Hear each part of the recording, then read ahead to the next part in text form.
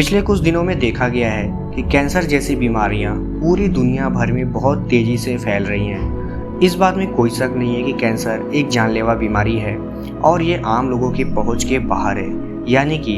एक इतना महंगा और जटिल प्रोसेस होता है कि ये एक आम आदमी इसको अफोर्ड ही नहीं कर सकता। लेकिन अच्छी बात यह है कि ह्यूस्टन के 2 यूनिवर्सिटी के कुछ रिसर्चर्स ने एक ऐसा स्पेक्ट्रोस्कोप बनाया है जिसकी मदद से हम कैंसर में होने वाली बदलावों को बड़े आसानी से समझ सकते हैं। और ये सिर्फ कैंसर की बात नहीं है, बल्कि वायरल किसी भी ऐसे इन्फेक्शन से होने वाली बीमारी को भी इसकी मदद से बहुत आसानी से समझा जा सकता है।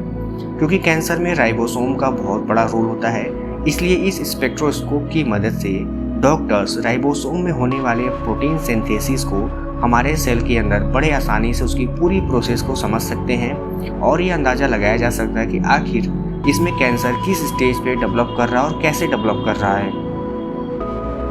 इस तरह के स्पेक्ट्रोस्कोप को इस तरह से डिज़ाइन ही किया गया है कि यह किसी सेल में होने वाले लाइट एंड मैटर के प्रोसेस को बहुत आसानी से डिटरमाइन कर सकता है और यह बात का पता लगाया जा सकता है कि किसी सेल में जो उसके सेल्यूलर मैटर हैं आखिर उनमें उनकी वॉल्यूम में कितनी बढ़ोतरी हो रही है और किस तरह की बढ़ोतरी देखने को मिल रही है।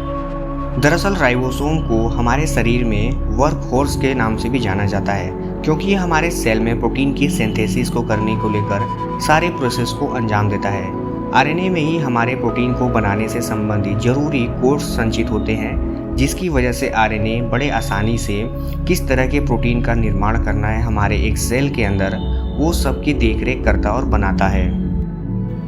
अगर इसको सिंपल भाषा में कहें तो इस तरह के कोड में किसी एक छोटी सी गलती की वजह से या किसी लापरवाही की वजह से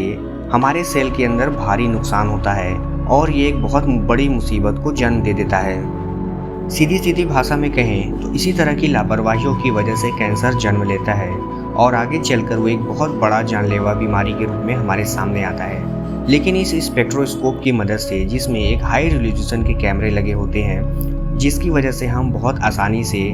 आरएनए और कोडोन के बीच में होने वाले फ्रेम शिफ्टिंग के बारे में बहुत अच्छे से पता लगा सकते हैं और इससे ये बात का अंदाज़ा भी लगाया जा सकता है कि आखिर कैंसर के पनप रहे बीमारी को कैसे रोका जा सकता है। आगे चलकर अगर ये रिसर्च सक्सेसफुल होता है तो ये कैंसर के रोगियों के लिए और पूरी मानवता के लिए काफ़ी फ़ायदेमंद होगा, क्योंकि यह सस्ता होने के साथ साथ हर हॉस्पिटल और हर आदमी की पहुँच के पास होगा। यानी कि कैंसर पीड़ितों को अपने इलाज के लिए बहुत ज़्यादा न तो पैसा खर्च करना होगा और न ही बहुत दूर तक भटकना होगा, जो कि एक अच्छी बात होगी।